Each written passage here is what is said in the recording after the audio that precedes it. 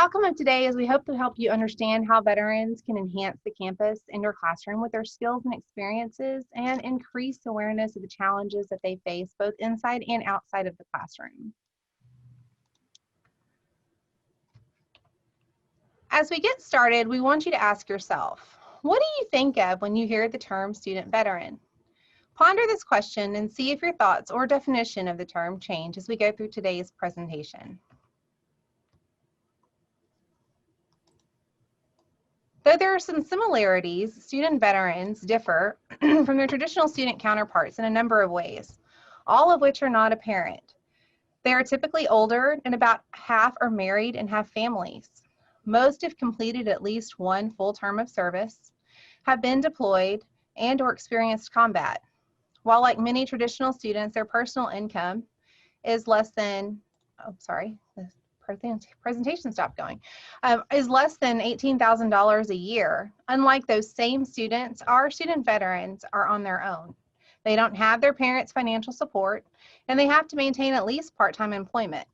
Lastly, while their total population is less than 1,500, they are one of the most ethnically diverse student population groups.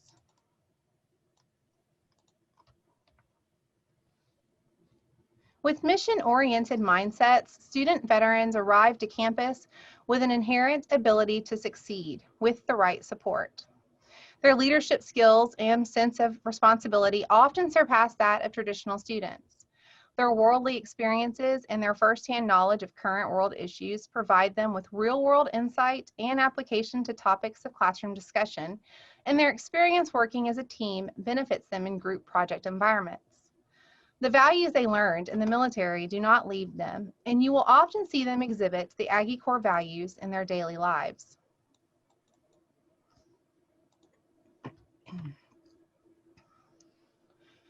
With all the qualities we just reviewed, as you can imagine, student veterans tend to be quite an asset to your classroom environment and to our Aggie family.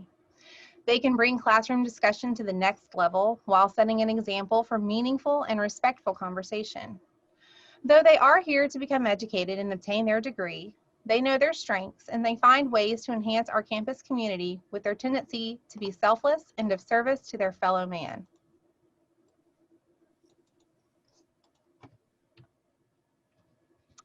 All the experiences that afford our student veterans the skills and qualities that make them such tremendous assets to our campus can also bring about some challenges for some of our student veterans in an academic setting. Asking for help is often discouraged as it is considered a sign of weakness in military life, and many struggle to let go of that mindset in civilian life, which compounds financial and academic struggles, intensifying the anxiety that goes along with those. For many, it has been years since they were in a true academic setting, which, along with experiences and age difference, can lead to some disconnect with their traditional fellow classmates. Additionally, the communication style they are used to, be it written or instructional, is vastly different, and they thrive on clear, concise, and specific instructions and need to have others' expectations of them clearly set. It isn't uncommon for veterans to have some level of disability, most of which are invisible, but many of which can greatly affect their academic success if gone uncompensated for. Treatment for many of these is done through the VA, with whom it is difficult to get an appointment. Much of the time, it can take months to get the appointment, and a date and time are assigned to them, so there isn't much control.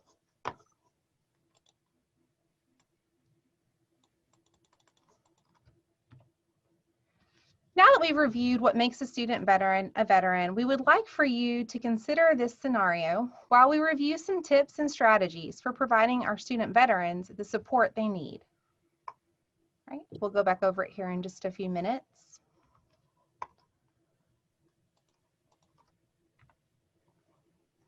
We'd now like to present you with some tips and strategies that help to enhance the student veteran experience at Texas A&M University, and most of which can be applied to all student populations.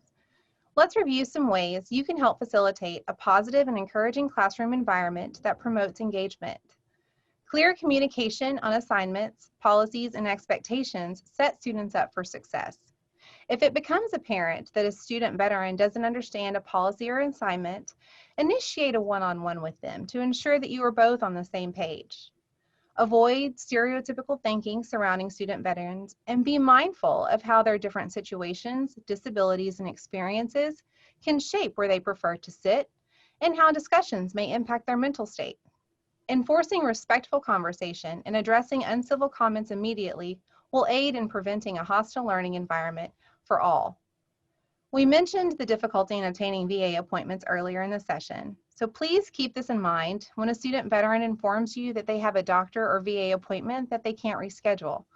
They aren't exaggerating or making an excuse, and having to cancel could be detrimental to their mental or physical health. Lastly, keep in mind that military training is primarily action-oriented, and many veterans are used to learning using practicum as opposed to text memorization.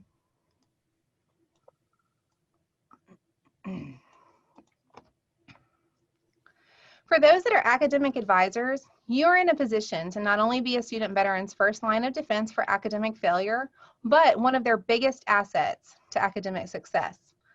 Don't let that statement overwhelm you, though. Keeping in just a few things in mind will provide significant impact on setting them up for success. When advising student veterans on scheduling their classes, keep the following in mind. Their external commitments, needing dependent care and employment, can present challenges when setting a schedule. Additionally, veterans' education benefits severely limit their flexibility in which times and semesters courses can be taken.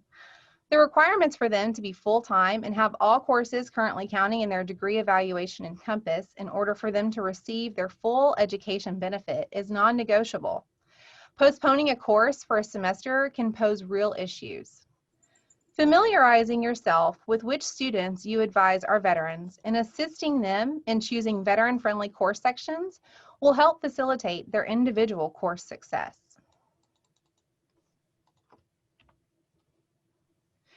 For those who provide other support to facilitate academic success, such as disability services, psychological services, academic writing coaching, supplemental instruction, tutoring assistance, career services, and many others, some of the previously covered tips will apply. In addition, keep in mind creativity and self-expression will need to be encouraged and maybe even coaxed out of student veterans, while extra coaching on academic style writing may be necessary to override the military style they are used to. Clear instructions, consistent feedback on their progress, and encouragement will be key to bringing out their best work. Those are all the tips and strategies we have time for today because we'd like to move into some discussion and provide ample time for follow-up questions and answers. Okay, so what are some of the key things that you would see here that need support for Elena?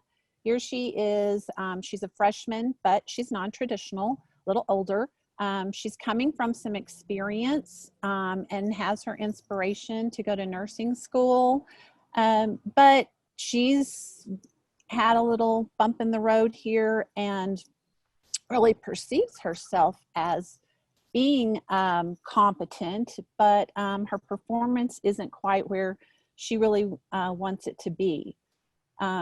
She has a lot on her plate with her family, and I think that's something that's really a big consideration for veteran students. And one thing that we want to emphasize here is that the things you do for veterans benefit all students. So we're trying to step out of those places of where, you know, we kind of, our instruction is more inclusive with the universal design aspect, so that we can reach and touch all of these needs. But what do you see as some of the challenges that Elena is experiencing here as a veteran? Well, I'll throw out a couple comments. One of them is that she is probably not used to asking for help. In fact, as you mentioned earlier, it's considered a sign of weakness. And she's struggling with some of the content in the classroom. So you got to keep your eye open for any physical signs of frustration, especially when you're covering content in the course.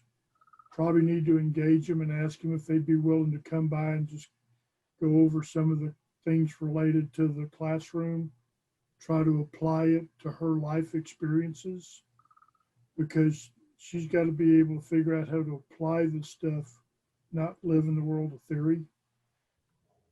Okay. Thank you for that. So making connections is a really important thing, giving some first line go-tos even within your course. If you're an instructor, it may not be you if it's a really large class, you know, the TAs, those kinds of things. Anyone else? We've got a comment, I'm sorry. Well, we have a comment in the chat that says certainly need to connect with the VSO for peer and professional support, as well as reaching out directly and privately by faculty to extend added support as needed. I would also recommend talking to the Career Center. For me, it just happens to be sort of in the medical field, although this is professional with nursing. I know that I was director of marketing over medical device companies and hired a nurse who was in the Navy and hired her as a clinical specialist because of all the skills, and her skills were, she had to deal with a lot more in a military environment, which made her fantastic for knowing what doctors and emergency technicians had to deal with. So although she might be thinking about a nurse, there might be other career paths outside of just the nursing profession where she could use her talents and be quite successful. Absolutely. Another consideration that I would have is really thinking about her coming in to the school experience maybe for the first time in about a decade, and wondering if she might need a little extra support around building those foundational study skills again. So I'd consider getting her connected with like the Academic Success Center and see if that extra support around how to study and how to learn might be helpful for her. That's great. I'll kind of piggyback off of what, you know, everyone else is kind of saying, is that, you know, I think that she is rolling with the nursing thing because that's what she knows and that's what's familiar. But I think most veterans that I've talked to, is finding their purpose is a huge thing and a struggle that most people run into. So even though she's familiar with the whole nursing thing, I think she needs to find her own purpose, and nursing may not be it. So just kind of walking through that, and again, just seeing what other majors are out there that kind of fit with what she wants to do, maybe in a different aspect. I think one thing you could do is ask if she came through the military admissions process when she first applied. If she didn't come through that office, she may not even be aware of the Veterans Resources Support Center, which would have put her in contact with innumerable amount of programs and different things, and especially with a preschooler. She probably didn't have a preschooler when she was in the service and doing the job that she did. So now she has a husband and a preschooler, balancing all of those things. Her classroom environment was very different in the service. She was in a classroom 8 hours a day with everything being pushed at her. And that learning environment was, you know, you do it or you don't have a job. You're going to be reassigned something. So it was a very different environment in learning. And for overachievers, it's always a shock to get that first grade that's not an A, whether they're straight out of high school or whether they're straight from the military. I think from the military, it's a little harder because they've been successful adults and now they're not. So it's a little more soul crushing when they get that first exam. So encouraging and letting them know this isn't the end.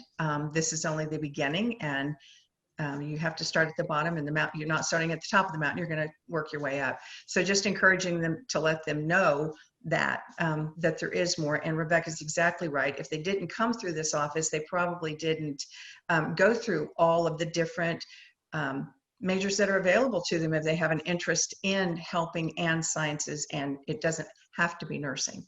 So I would take everything that everybody said and kind of roll it together and say that there is an office on this campus where a student could go and get kind of guided. So everybody can use the VRSC as a resource. Thanks, Karen. So I hear a lot of the key points in encouragement, and we know that is so important. This whole transition from military life to civilian life period is a challenge. And then add on that, well, I'm in this performance mode. And then I love this direction of, okay, you've been inspired to do this, but maybe you need to go to the Career Center, or maybe you need to do some interest surveys and things like that, and see whether this is really the place for you to get plugged in. Dana, she's had to learn how to transition into two different worlds that speak different languages than what she spoke in the Air Force. She's not only got to learn how to speak civilian language again, she's got to learn how to speak academic language again. Words like matriculate, practicum, reflections, self-expressions, that's not language that people use in their homes when you're in the normal world.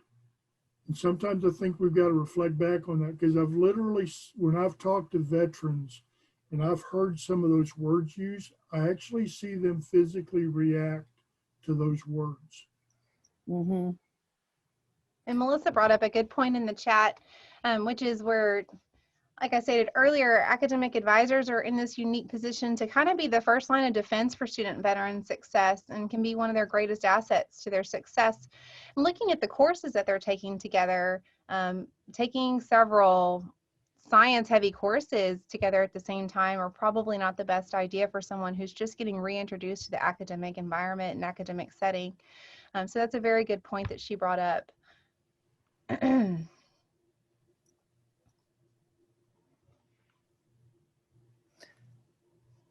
We ready to move on to the next case study? I think so. Okay. I'll go ahead and throw a little bit into the discussion here from a faculty perspective. Can we go back to real quick? Yes, sorry about that. Oh, No worries. I think it's important to remember that, you know, we have our resources in our syllabi and we tell our students to go read the syllabi, but sometimes that can get lost in translation. So, you know, even adding a link to the Veteran Resource and Support Center in your syllabus and actually taking some time to go over it will make you know, your student veterans feel more included in the you know, learning environment. But also when we're looking at this case study, I'm looking at the biology teacher, and I'm curious to see what you think some of the things that the biology teacher could have done to kind of help the situation. Do we have any thoughts on that?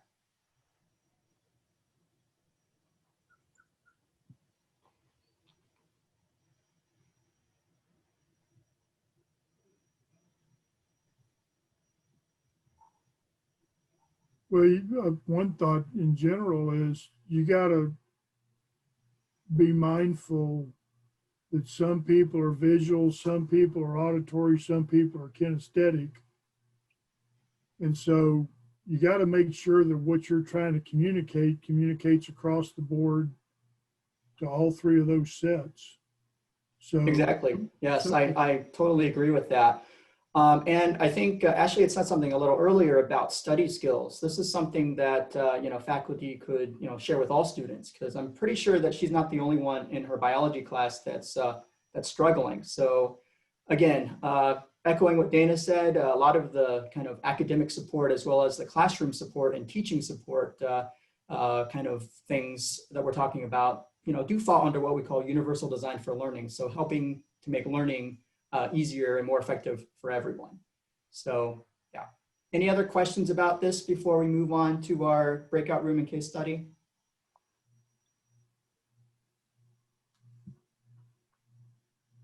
All right, so let me go ahead and give you a little bit of a quick rundown of what we're going to do now. I am going to be sharing a Google form link in the chat here. So I want to make sure that you're all able to access that. So could you click on that and give me a thumbs up if it works for you? What we're going to ask you to do is probably spend about 7 to 10 minutes in your breakout room. We're going to get you into groups of 3 or 4, and then we're going to ask you to kind of discuss the 2 questions, and then we'll kind of gather up together and debrief. All right, it looks like we're all back. I apologize for the Google form or having a few technical difficulties, but it looks like everyone is able to kind of still work through the case study. So I'm curious, in this situation, what does the instructor do? What does the faculty member do? What did your groups come up with? Do you just let it slide, or what do you do? No, I think our group came up with some pretty good ideas in terms of how to approach this. And some of that, first of all, was when the student reaches out, just like letting them know they have nothing to apologize for and that we kind of understand what's going on. And then being really frank and open and discussing this with the students, like going back to the classroom and having that conversation with them around what's an appropriate way of engaging in this kind of discussion and how to be respectful of people of a military background, and honestly of any kind of identity, really. So really just being concrete and frank with our classroom and taking that side of advocate and ally for our student. Perfect. I really like that. So obviously we can't just let it slide. I guess a follow-up question is, when we think about this, how would you bring it up with the rest of the class? As the instructor, as the faculty member, how do you bring it up with the rest of the class? Well, you don't. Oh, go ahead. I was just going to say the train had already left the station at that point, and you're doing retro stuff. My mind, it might have been nice to have some ground rules going in about our discussions and being respectful of differing opinions, because you have differing opinions in every class anyways. So yes, perfect. That is something that the instructor probably hopefully went over. Hopefully there are classroom ground rules. Maybe there's a code of conduct in the syllabus. Christina? I think some of that would stem from, and I talked about this with the group, is asking the veteran what specifically triggered them so that he knows how to address that with the class.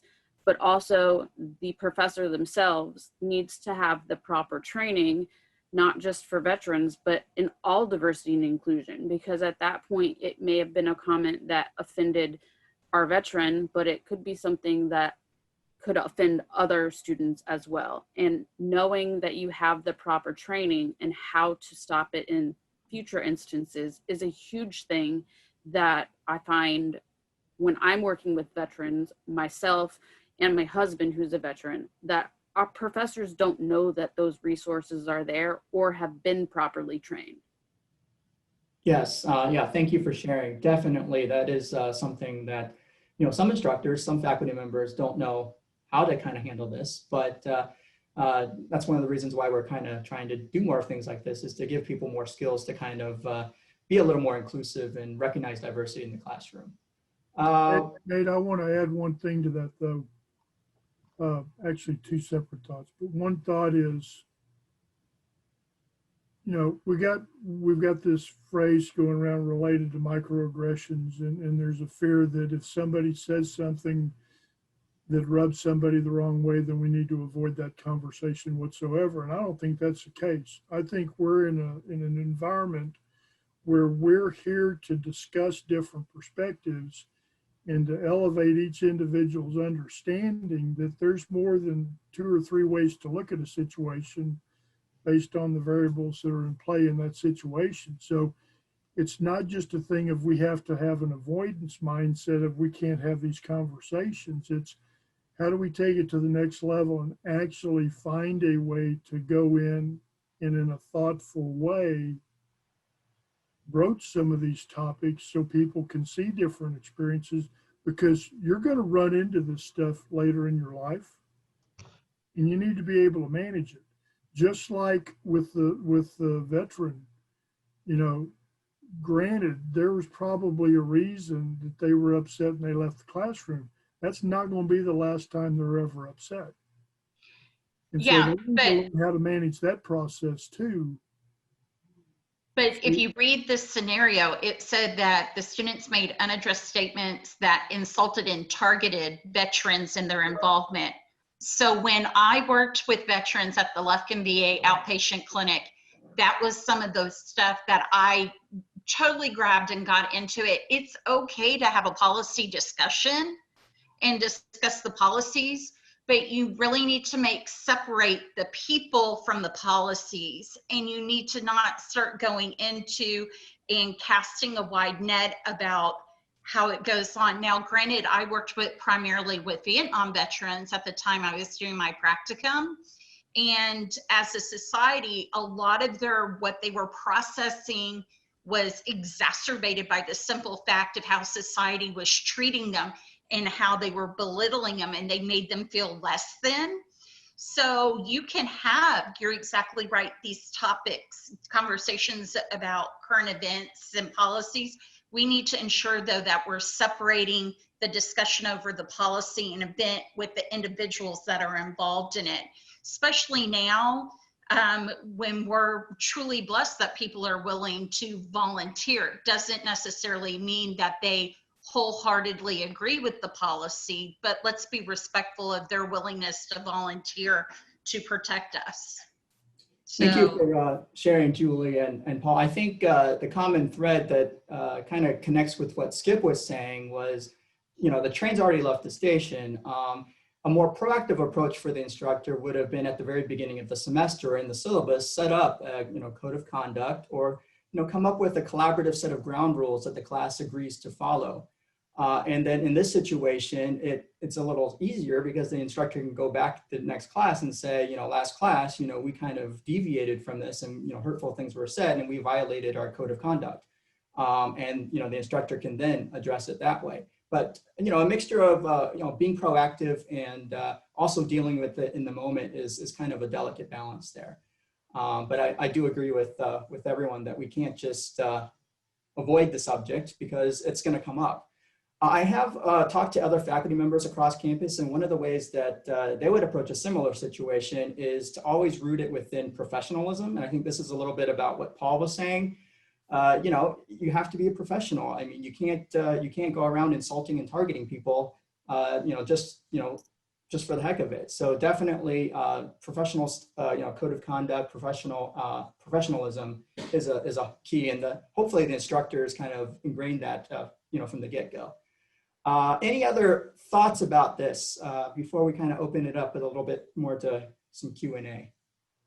I think it's going to boil down to, as a professor at Texas A&M University or a lecturer, you bring it back to the Aggie core values. I mean, respect, integrity. Let people know when we are in a discussion in the classroom, we expect you to exhibit those core values within your discussion and remain professional and remain respectful. And just, just because we're having a discussion about something does not mean it's like go off the rails and say what you want to just because you think your opinion is protected. You still need to maintain those core values in the classroom. Yeah, and John said it's an opportunity for a teaching moment, certainly. Yes. It's definitely something there. There is a faculty member in poli-sci who is a retired Air Force colonel, and he really hits, Aggie core values very strongly with his students. And, it's been very effective for him. So, I think at A&M we're fortunate. We do have those core values that we can kind of, fall back on or, stress, very heavily. And Nate, I think it's also, it's not just the other students that we need to be working with. We need to work with the student veteran as well. Yeah. Part of being professional and in academic environment is being open to and listening to those other opinions, those diverse thoughts and ideas that they may or may not agree with, and having that discussion. It's probably some, intense personal memories of that color it, that then they can choose to share or not share. But it's not, it's not just the student veteran is the aggrieved party and everyone else was wrong. It's they both have to come together to have the discussion. It's not just one side or the other. Yes, certainly, Mike. Thanks for sharing. I think we have a handout here at the center that we like to give to faculty whenever we do faculty development training. And it's a nice little grid. And I'll send this to to you all afterwards, but it describes what a debate is, it describes what a discussion is, and it describes what a dialogue is. And I think a lot of times we go, to debate, in our default mode, but dialogue is really where we need to kind of be. And a dialogue is, two-way. So that's definitely something that we want to be mindful of. And in the chat, Sarah says, I don't think it always comes from a place of being deliberately offensive. Sometimes it comes from stereotypes and misconceptions. So again, the instructor, probably needs to kind of look at some of their own assumptions and biases, as well as, help their students somehow kind of navigate that too in their teachable moment. Let's see what else. All right, so it looks like we're running a little bit low on time, and I did want to kind of give you some time to maybe ask Ashley some questions. But I did have one question, Ashley, that I wanted to pose to you. We're talking about, student veterans, but can you expand a little bit more about the diversity within that? Maybe branch of service, where they're deployed, things like that. Some of the little other intersectionalities of that. Yeah, so a lot of our veterans, our veterans age and range. We have some that are considered veterans by our campus definition, who are reservists, and they may be more of your traditional student who is 18, 19 years old and has gone to basic training as a reservist and is now here on campus. They have never been deployed or experienced any combat. They're essentially right out of high school and coming here. And then you're going to have your veterans who have been on multiple tours. Some have been in for at least one, full term of service. Some are retired after 20 years in the military. So, you're going to have, it's going to range. It's going to vary a lot. Their combat experience is definitely going to vary. Their deployments are going to vary. Some have never seen combat and have just been deployed in various stations around the world, such as Germany, Japan, Hawaii, places like that. So every veteran is different. You can't stereotype them at all. And I touched on a little bit, within your veteran student population, it's a very diverse student population group. And so their experiences, while very different, are also very different for those who had the same experiences being from different ethnic backgrounds. Is going to change the way that they experience something. So there's a lot of diversity amongst our student veterans, and no two are going to be identical or the same. And so it's really is going to be about getting to know the student veterans that you're working with and what they've experienced and how that experience has impacted them, in order to best understand how you can reach them and effectively and impact them in the right way. Thank you. That really does shed a lot of light. Any questions for Ashley or Dana as we kind of begin to wrap this up? Not so much a question, but I do want to throw in one more comment that I think is really important. We put a lot of emphasis on our core values at A&M, and one of those core values is leadership. But when you take the veteran experience, one thing that you pretty well know for certain with every one of those veterans is that before they learned anything about leadership, they learned how to follow. They learned followership, and they learned how to take orders, and they learned to do what they needed to do, whether they liked it or not. It was part of their experience. And people that are leaders realize that they didn't learn leadership until they learned how to follow. So that probably needs to be some messaging as we talk to people about how to work with our students in general and how to work with our veteran population. We produce leaders, but you better learn how to be a follower if you want to be a good leader.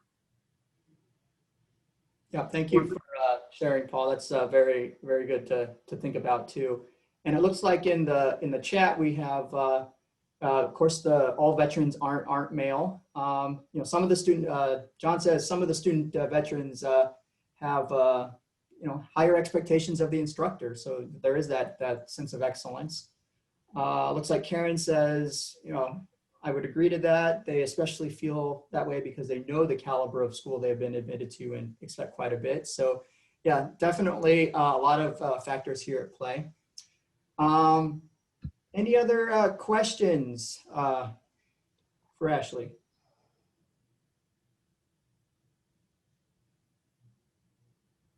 All right, if you haven't, could you please go ahead and look at the 4 questions on the screen? First is, what did you learn from today's information session? You might have learned something new, or it might have affirmed something that you've already known. You know, did today's session help you make sense of a past experience or answer any questions you have had about student veterans? Have you had any experiences that left you with questions or concerns that we did not touch on today? And what will you do with what you learned here today? How will it impact your approach or teaching or advising in the future? So, you know, maybe take a couple of minutes to think about that, and then we'll close on out. Especially for those who've had any experiences or have any questions that we didn't address today, please, if you don't feel comfortable saying them here in front of everyone, please feel free to email me directly. My email will be on the next slide that we show you, or you can message me in the chat privately, and we can get you those answers. But we want to know what we haven't addressed, and that way we can address it in the future. In any future sessions, we can definitely add that to our program.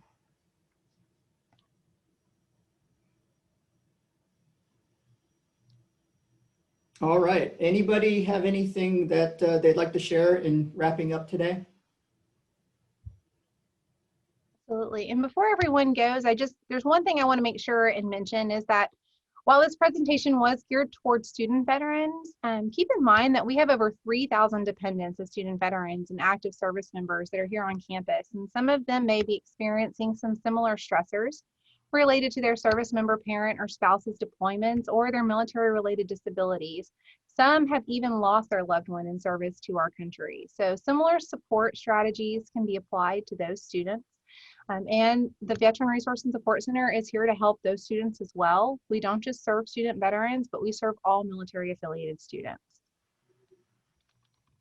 All righty, it looks like we're just out of time. I want to thank you for taking the time to, you know, on a Friday to come, you know, spend it with us. If you have any questions, please don't hesitate to email either Ashley or myself. But again, thank you and have a great weekend. Yes, thank you all.